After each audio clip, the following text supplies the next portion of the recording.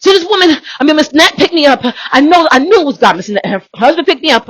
We went there, tried the stuff on, and it took us such a long time to get there. And the ladies were so nice, right? I felt like the receptionist could have been a little nicer. She was a little dry and scratchy. But the girl, once I got in the room, I was perfectly at home. I felt so comfortable taking clothes off and trying them on in front of her. Because as I was talking to her, she measured me and came around, was talking to me about church and everything while she measured me. While she was talking to me. She engaged me, was talking to me, and actually had measured me and started picking out things off the rack for me to try on. I've already got you, man. We are talking about a conversation. I've complimented you. I know how to gauge people. I've already got you measured. I love doing what I do. And check this out. I've got sizes in different styles for you. What should we start with? I love doing this because I love making women feel beautiful. And then she told me her testimony.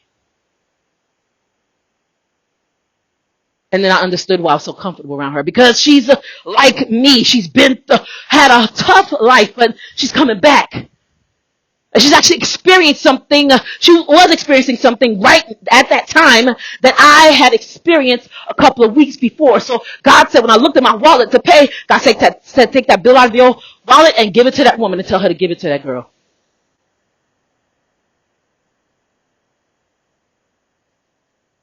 Here's what happens, right? Because she encouraged me. Do I need to tip her? Absolutely not. And I don't tip people. We had a conversation about it on the prayer call. Do I tip? No, it's not my responsibility to, right? I tip if I'm in a restaurant because I worked in restaurants. I was a waitress.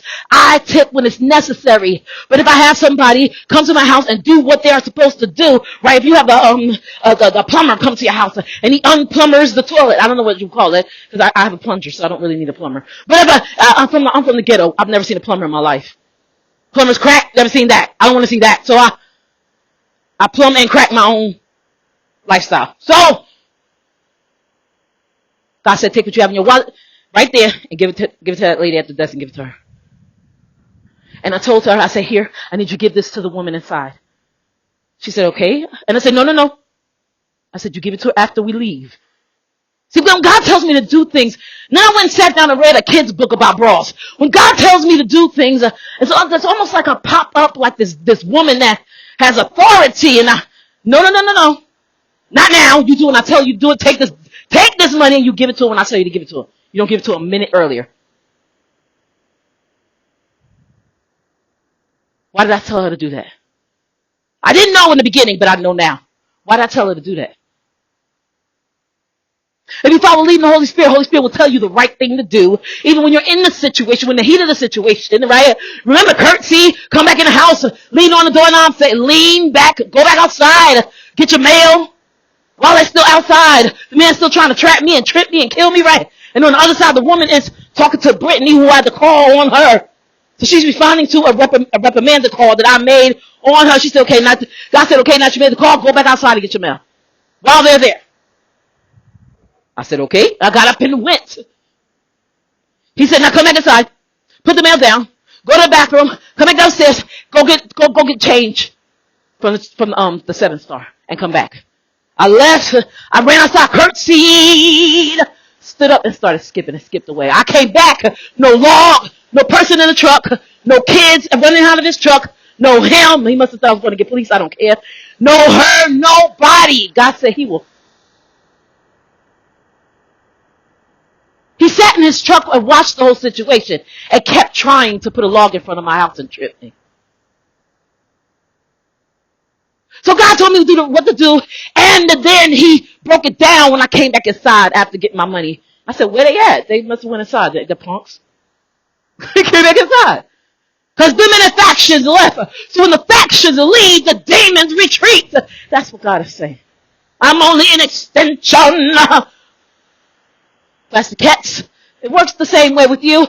Demons are an extension of their faction. Plastic cats are an extension of the denomination. That's why they're allowed to stand on the platform.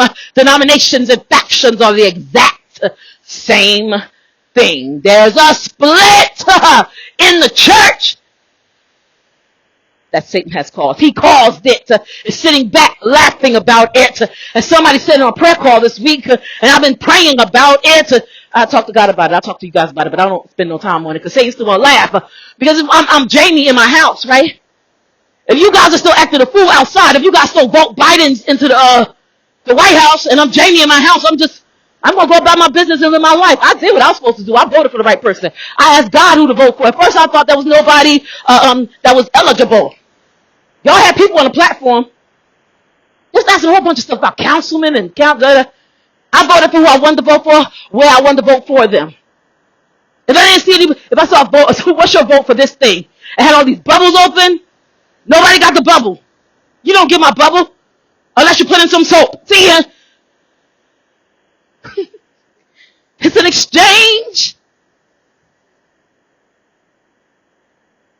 I said, punks came in the house and went about my day. I had defeated 2 sets of factions at the same time by doing what? One courtesy. The courtesy of following the Holy Spirit, right?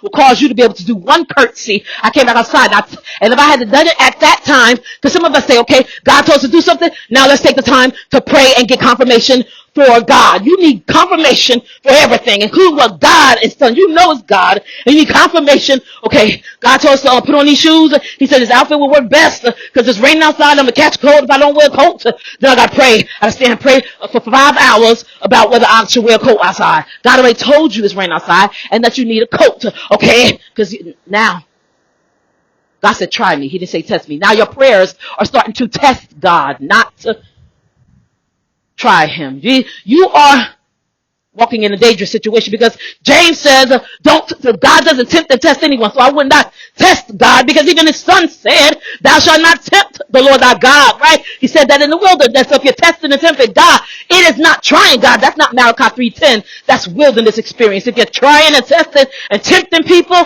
and doing things to get their attention, you stand as the enemy. God said, try me now. And he didn't say test me. Get it correct. Plastic cats. So anyway,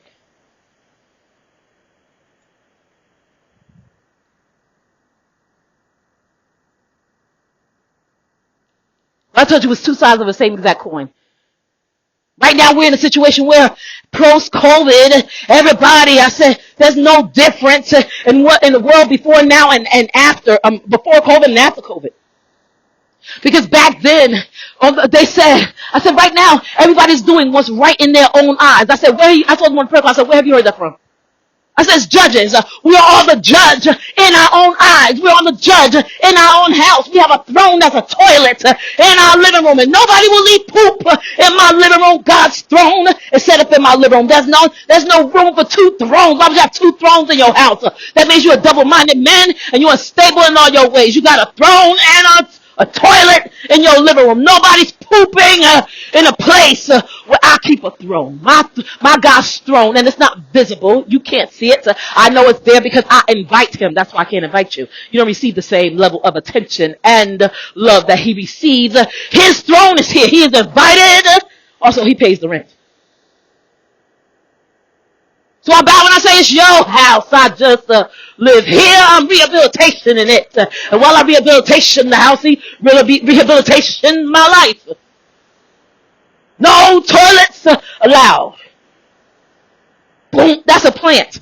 That's why the satanic woman wanted it there. We're gonna put a toilet in your living room. Boom. That's a plant. Remember we talked about that? God plants seeds. Satan plants plants. Boom. What is that doing here? A toilet plants it in the carpet. Are you crazy? You don't understand. I know it wouldn't look like that, but in the spiritual realm, it is like that. What she served to do, she went my living room is where I open the house up to open the door, the front door open up to the living room. That's the first place I come to. What she was trying to do is put the word of handicap right in the middle of my house. When I first walk in the door, if I'm tired and I want to sit down, the first thing there will be a toilet, not a seat. Jamie, you can't make it to a chair. There's a chair right next to the door. You can't open the door all the way because there's a chair there.